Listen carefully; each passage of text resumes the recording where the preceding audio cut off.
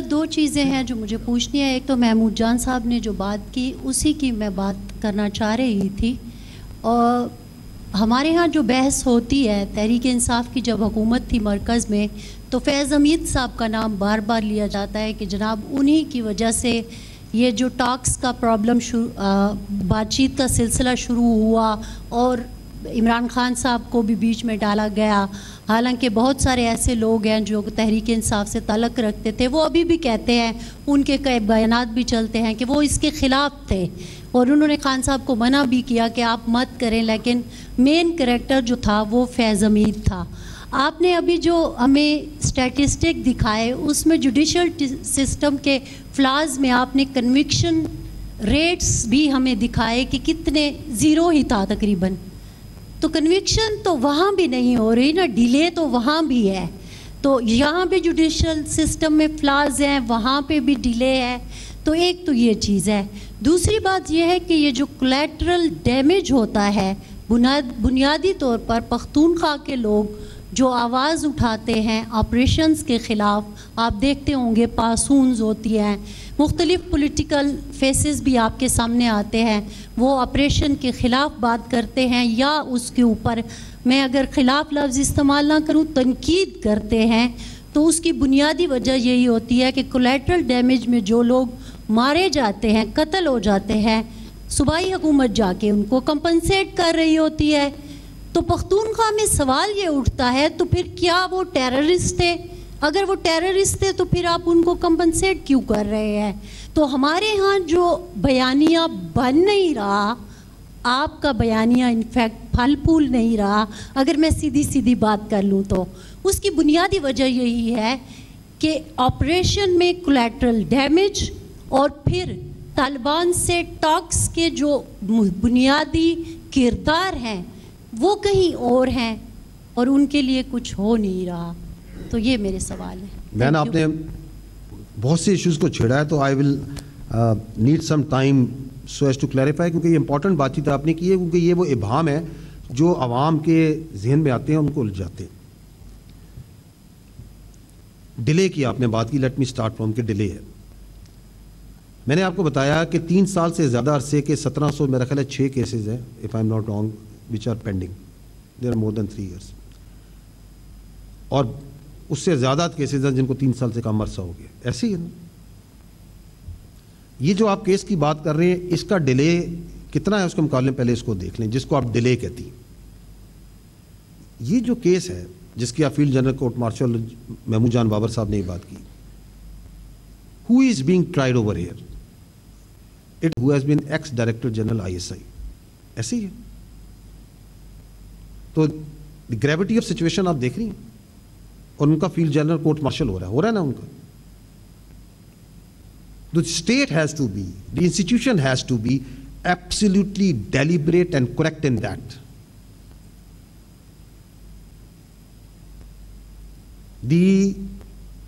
All the requirements of procedure, process and justice has to be met. Because you would not like, the people of Pakistan would not like to try this case, such a critical and important case, in hurry and haste. تاکہ آپ کے delay کو, جو آپ کی تنقید ہے جس پہ بیانیہ بنایا جاتا ہے, اس کو سیٹسفائی کرنے کے لیے اس پورے ڈیو پروسیس کو سرکموینٹ کیا جائے. سیکنڈلی, میں نے پہلے بھی عرض کیا کہ یہ پاکستان کی فوج کا جو انٹرنل اکاؤنٹیبلٹی اور سسٹم ہے, جو ہمارا اکاؤنٹیبلٹی سسٹم ہے, یہ ایلیگیشنز پہ کام نہیں کرتا, یہ فیکٹس پہ اور ایویڈنس پہ کام کرتا ہے. اس کا ایک پروسیس ہے. And anybody who is charged is given complete rights to defend himself,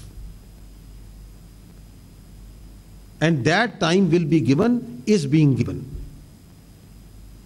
So we are not worried about any delay, because we have to fulfill all the requirements of justice and the process. Secondly, آپ نے یہ بات کی پہلے part میں بھی اور آخری پارٹ میں بھی کہ جو بات چیت کے جو اصل کردار ہیں وہ کون ہے. کیونکہ ایک بیانیہ یہ بنایا جاتا ہے کہ نہیں جی ہم تو بات چیت نہیں کرنا چاہتے تھے, ہم تو بہت معصوم تھے اور یہ کوئی اور کرا رہا تھا، یا یہ بیانیہ بنایا جاتا ہے کہ یہ ہماری تو پالیسی نہیں ہے، اوور آل یہ بنایا جاتا ہے کہ جی یہ سب کچھ تو فوج کرتی ہے. ہم کیونکہ آپ اپنے پاس اتھارٹی تو ساری لینا چاہتے ہیں، لیکن رسپانسبلٹی کسی چیز کی نہیں لینا چاہتے. دیٹ از ہاؤ یہ جو دہشت گردی خلاف جنگ ہے اس پہ پورا بیانیہ بنایا جاتا ہے کہ سب جی فوج کرتی ہے، یہ تو یہ لوگ فیصلہ کرتے ہیں، سارا کچھ تو ان کے ہاتھ میں ہے. تو اگر آج ہے تو یہ ہم تو ذمہ دار ہی نہیں اس کے لیے ہمیں سمجھنا پڑے گا کہ what is the real picture, how the state actually is tackling this and other issues. فوج جو سی ہے ریاست کا ایک ادارہ ہے. آپ کے آئین کے مطابق آرٹیکل 7 کے مطابق ریاست جو سی ہے وہ مجلس شورا ہے، پارلیمنٹ ہے، فیڈرل گورنمنٹ ہے، صوبائی حکومتیں ہیں. یہ ہے ریاست. یہ جو آپ کی ریاست ہے اس کا ایک بہت اہم ایک ادارہ فوج ہے، بہت اہم ادارہ ہے، لیکن it is one institution of the state. ریاست جو سی ہے وہ اس پارلیمنٹری ڈیموکریٹک سسٹم میں آپ کی سیاسی پارٹیاں بناتی ہیں. جو اس وقت کی حکومت ہوتی ہے وہ ریاست بن جاتی ہے. اس وقت وہ ریاست تھی، لیکن وہ جو ریاست ہے بناتی سیاستدان ہے. فوج کا اس ریاست کے ساتھ ایک سرکاری تعلق ہوتا ہے، کوئی ذاتی تعلق نہیں ہوتا، کوئی سیاسی تعلق نہیں ہوتا. یہ جو آپ کی فوج ہے یہ پاکستان کی فوج ہے نا. اس میں شیعہ بھی ہیں، سنی بھی ہیں، اس میں پنجابی بھی ہیں، پختون بھی ہیں، بلوچی بھی ہیں، اس میں سندھی بھی ہیں، کشمیری بھی ہیں، بلتی بھی ہیں، سرائکی بھی ہیں. اس میں ہر مذہب، اس میں کرسچن بھی ہیں، اس میں ہندو بھی ہیں، اس میں ہر پولیٹیکل تھاٹ کے لوگ بھی ہیں. لیکن دیٹ آل وی پوش اسائڈ. ہم نہ کسی کی سیاست کو لے کے چلتے ہیں، نہ کسی فرقے کو لے کے چلتے ہیں، نہ کسی ایتھنیسٹی کو لے کے چلتے ہیں. And that is how we are and that is how we will always be.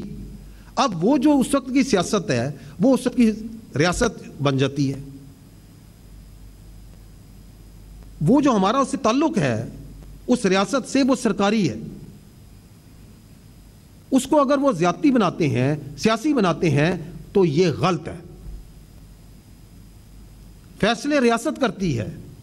ہم ان معاملات میں اپنا انپٹ دیتے ہیں، اپنی رائے دیتے ہیں جن معاملات میں ہمارا تعلق ہوتا ہے.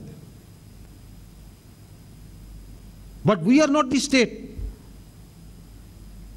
آپ کے ملک میں کووڈ آیا، محکمہ صحت کا کام ہے. اس وقت کی ریاست نے کہا کہ جی ہمیں فوج کی مدد چاہیے. نیشنل کوارڈ ایک لیفٹیننٹ جنرل کو لگایا گیا، پوری فوج کے بہت سے افسر جوان اس کے اندر لگائے گئے. صحت کا کام تھا نا، فوج کا کام تو نہیں تھا.